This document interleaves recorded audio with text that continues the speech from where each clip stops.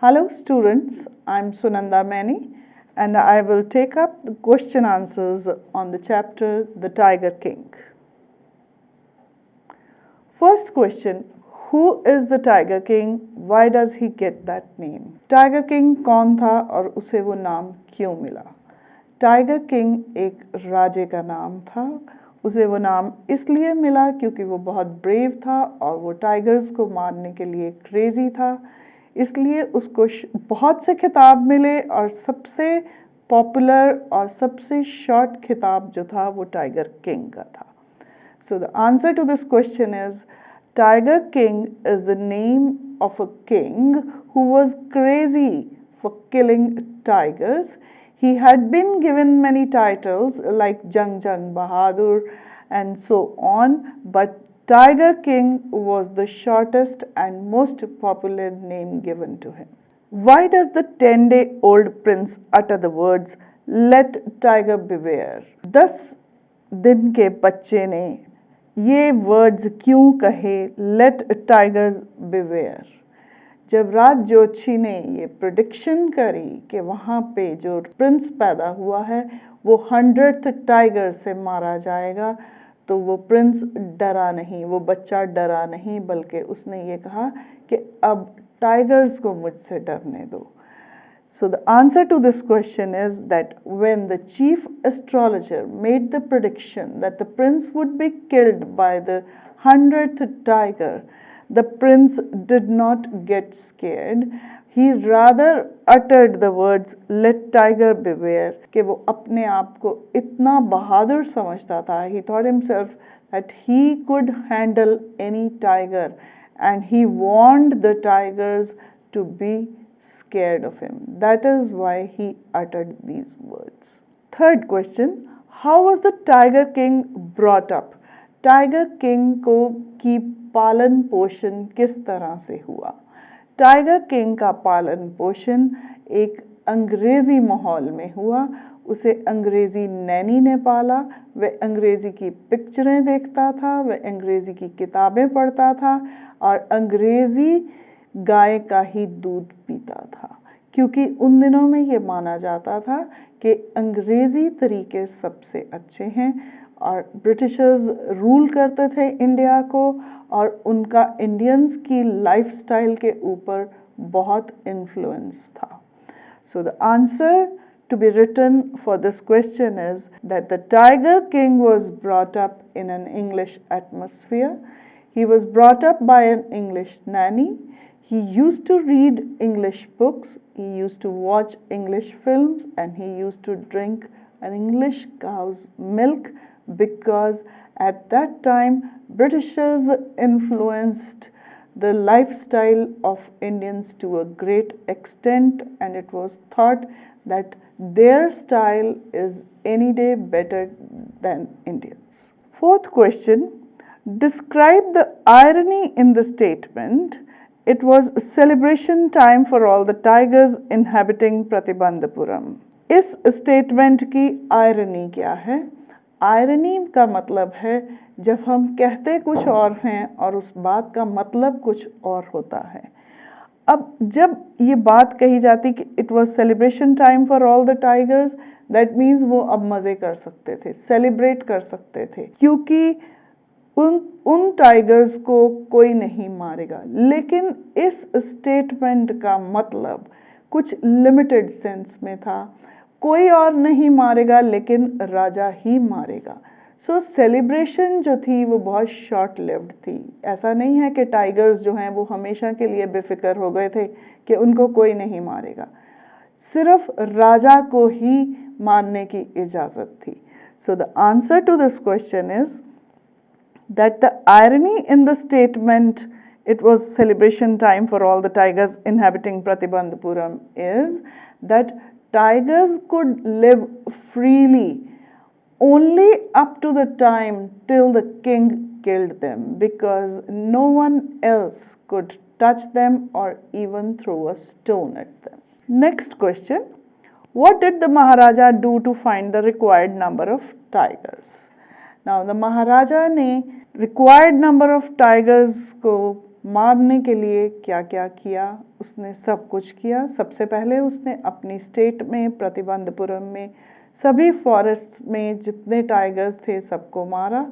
फिर उसने दीवान को बुलाया और उससे कहा कि वह शादी करना चाहता है किसी एक ऐसी लड़की से जिसके फादर की एस्टेट में टाइगर्स हों जिन्हें वो मार सके, ताकि उसका टोटल नंबर ऑफ टाइगर्स जो है वो 100 तक पहुंच जाए। To kill the required number of tigers, the maharaja first killed all tigers of Pratibandhapuram and then he ordered his diwan to find a girl whose father had a large number of tigers in his estate so that he could take the tally up to 100. Next question, what did the British officer wish to do? Why was he not allowed to do so? British officer क्या करना चाहता था और उसे ऐसा करने के लिए क्यों नहीं इजाज़त मिली? तो ब्रिटिश ऑफिसर एक टाइगर को मारना चाहता था और बाद में उसके सेक्रेटरी ने कहा कि और कुछ ना सही तो एक मरे हुए टाइगर के साथ उसे फ़ोटो खिंचवाने की इजाज़त मिल जाए, लेकिन उसे ऐसा करने की इजाज़त नहीं मिली क्योंकि टाइगर किंग ये कस्टम शुरू नहीं करना चाहता था। अगर वो एक ब्रिटिश ऑफिसर को अलाउ करता तो बाकी के भी ऐसा ही इच्छा प्रकट करते और उसका रिक्वायर्ड नंबर ऑफ टाइगर्स की टैली नीचे चली जाती, इसलिए उसने ऐसा करने से मना कर दिया। So you will write down that the British officer wanted to kill a tiger and get himself photographed with a dead carcass of a tiger. He was not allowed to do so because the Tiger King did not want to start this practice, and if he had allowed one officer to do so, others would have also come with similar demands, and he did not want to lose on the tally of tigers to take it up to 100. What will now happen to the astrologer? Do you think the prophecy was indisputably disproved?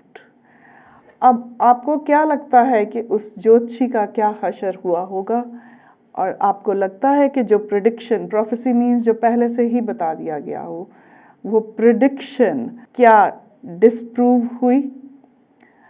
अब ये आपकी imagination पे है कि आप इस question को कैसे लिखते हैं। To my mind what you can write down is that the astrologer would have been honoured in the royal court of the king because his prediction came out to be true. The astrologer had warned the king that he may kill up to 99 tigers, but he has to be very careful with the 100th tiger. And he was certainly not able to kill 100 tigers. That is the reason he was killed by a toy tiger. The revenge was taken. He was punished by God in the shape of a toy tiger. So, राज ज्योतिषी को शायद royal court में honour किया गया होगा क्योंकि उसकी prediction सही निकली और राजा जो है वो मारा गया। वो सिर्फ 99 टाइगर ही एक्चुअली में उसने मारे थे। 100th टाइगर एक वुडन टाइगर के रूप में आके उससे अपना बदला लेता है। ये टेक्स्ट के क्वेश्चंस हैं, बुक में दिए हुए हैं। The story is a satire on the conceit of those in power. Satire means एक टिप्पणी कसनी किसी पे। सैटराइज मीन्स किसी को क्रिटिसाइज करना इन अ वेरी सटल वे ताकि उसको महसूस ना हो।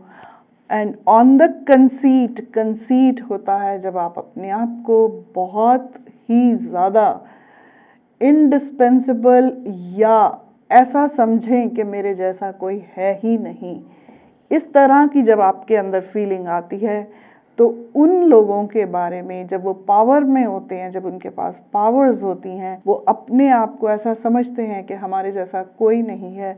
उनकी पावर्स पे ये स्टोरी एक सैटायर है, एक टिप्पणी है। How does the author employ the literary device of dramatic irony in the story? Author ने लिटरेरी डिवाइस ड्रामेटिक आयरनी की कैसे यूज़ करी है ये टिप्पणी कसने के लिए?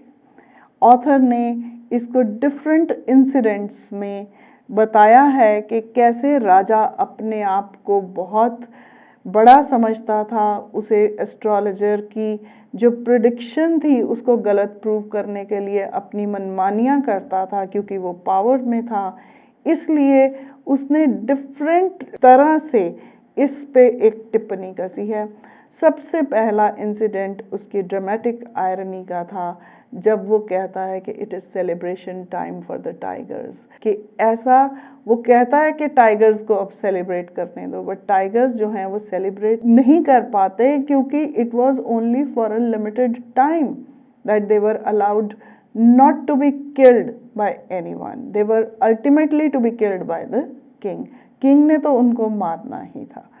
फिर उसके बाद जब मिनिस्टर्स कहते हैं कि हमने उसको, राजा को हम नहीं बता सकते क्योंकि वो टाइगर को अगर जिंदा बताएंगे तो उनकी नौकरियां चली जाएंगी। वो वुडन टाइगर खरीद लेता है और उसके वो स्लाइवर चुभ जाने से उसके जिस्म में पस फैल जाती है, और जब ऑपरेशन करते हैं डॉक्टर्स तो वो बाहर आके कहते हैं the operation is successful and the king is dead. ये सबसे बड़ा इंसिडेंट ऑफ आयरनी है क्योंकि ऑपरेशन सक्सेसफुल नहीं था, ऑपरेशन एक्चुअली में अनसक्सेसफुल था, but the punitive action had been taken.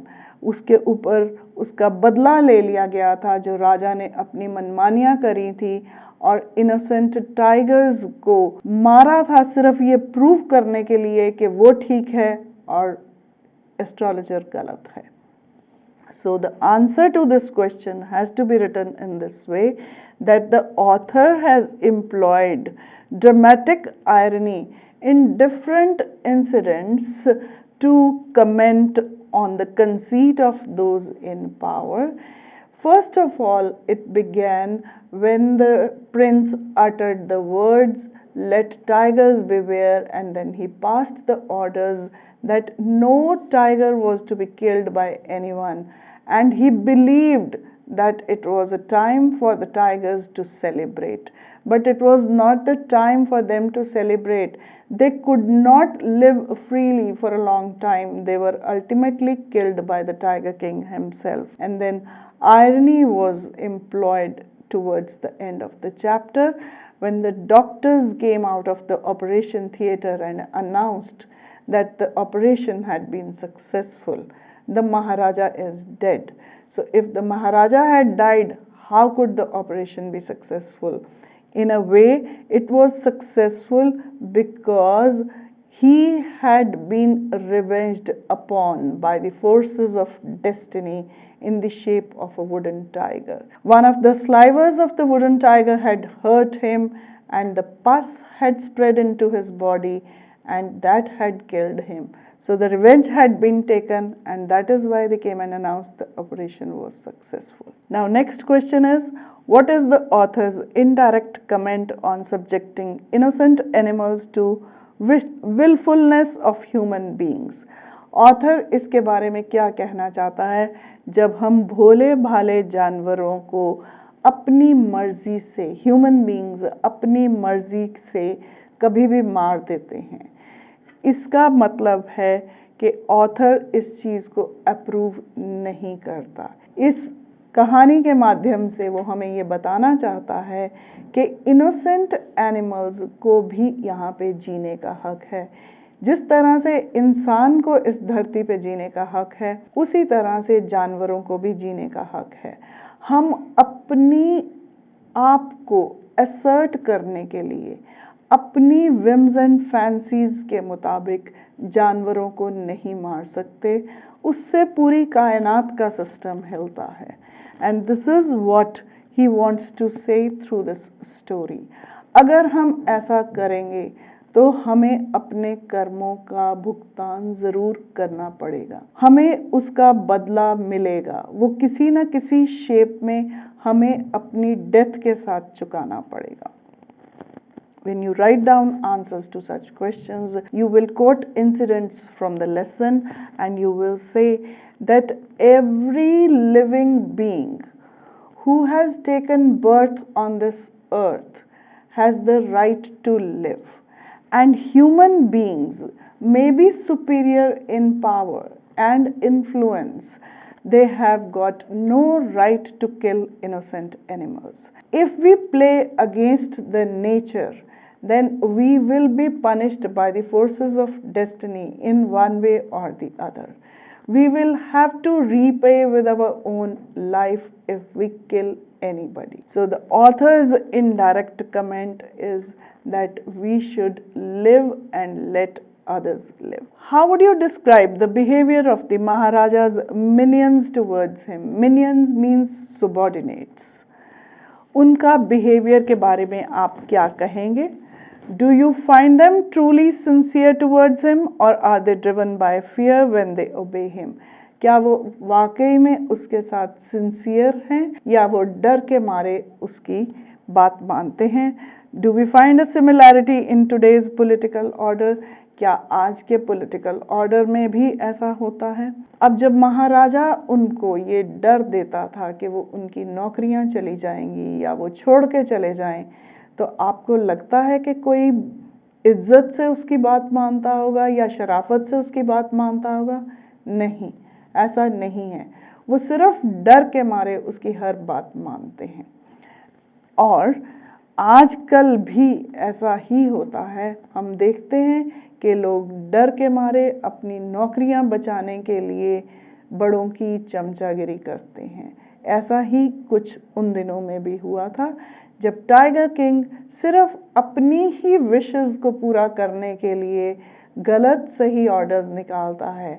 लोग जो उसके मिनिस्टर्स थे, जो उसके लिए काम करते थे, जो उसके सबॉर्डिनेट्स थे, वो उन बातों को अप्रूव नहीं करते, बट क्योंकि उन्हें अपनी नौकरी गंवा देने का डर था, इसलिए वो वैसा ही करते थे जैसा उन्हें कहा जाता था। When you write down the answer to this question, you will write down that the behavior of Maharaja's minion towards him was certainly driven by fear, because they never approved of the indiscriminate killing of animals just to prove the astrologer wrong. Diwan from time to time used to tell king about the whims and fancies being wrong, but he could not disobey him for the fear of losing his job. So he carried out the orders whatever were issued by the king. And it is seen today also in the present political scenario that people obey and carry out the illogical orders of their superiors because they do not want to lose their jobs. And that's all about this chapter and the different question answers, and I'll be back with you in my next video very soon. Thank you.